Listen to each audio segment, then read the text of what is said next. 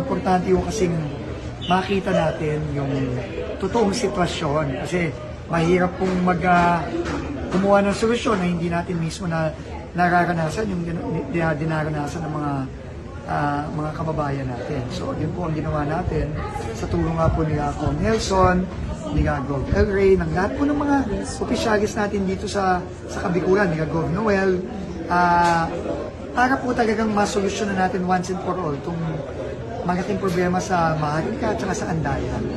Kasi paulit-ulit na lang eh. No? Yung mga nakausap ko po mga kababayan natin, talaga pong awang-awa po talaga ako. Kaya po ang Pangulo natin, talagang kabilin-bilinan niya, itong pagsimula ng bagong taon, eh talagang once and for all ayusin na.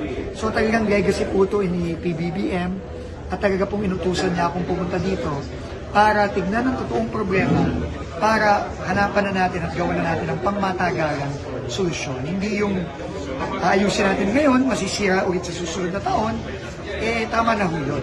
Kawawa na ho yung hirap ng mga kababayan natin. So, yan pong gagawin natin, magsisimula po tayo sa pagpaplano na ngayon, pero habang tag-init pa, eh sisimulan na natin ang pagpapagawa.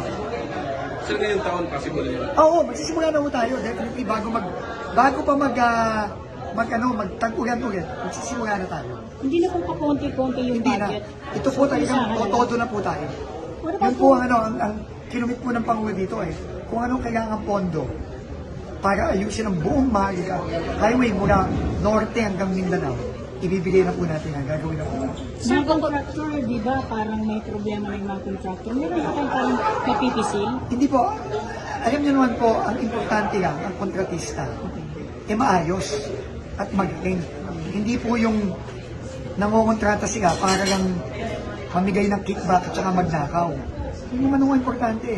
Kung ang pondo naman po ng mga kababayan natin hindi ninanakaw, maayos ang gawa. So yun po ang sisiguraduhin natin mangyayari dito sa Maharlika. Sir, para talagang maayos yung Maharlika Highway, ano ba yung mga security natin, yung pagbabantay na gagawin natin? Hindi unang-una, kailangan maplano natin ang mabuti.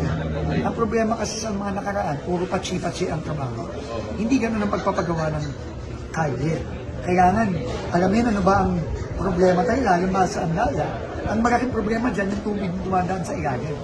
Kasi nga dito sa Kamsur, lahat ng tubig bumabagsak sa Kamsur. No, lalo na sa Lupi, sa Ragay, sa Sipokot, no, bago magsipokot. So, kailangan yan, aralin ng mabuti, lanuhin ng tama, lagyan ng tamang drainage, lagyan ng tamang dadaanan ng tubig, para hindi na lagi nasisira. So, kailangan talaga, yun ang gawin. Ang problema, hindi ganun ang ginagawa nitong ilang dekada na. Ang ginagawa lang, pag nasira, papatsiin, masisira ulit, papatsiin ulit. Sir, nakikita po natin kung magkano talaga yung kailangan. Hindi pa natin alam na yan. Hindi pa alam. Kailangan, planuhin muna natin ang tama, tapos doon natin magagawa kung magkano talaga kailangan natin. Kailangan pa ba natin mag-head ng sabi niyo po Japanese consultant? Kailangan yung magagaling talaga. Kasi kailangan, kumbaga sa doktor, kailangan mo ng second opinion. Di ba? So, pagka ang mga partners natin from Japan ang nagsabi na ito ang tamang solusyon, tingin ko, kampante tayo, naging talagang pangmatagagan na solusyon.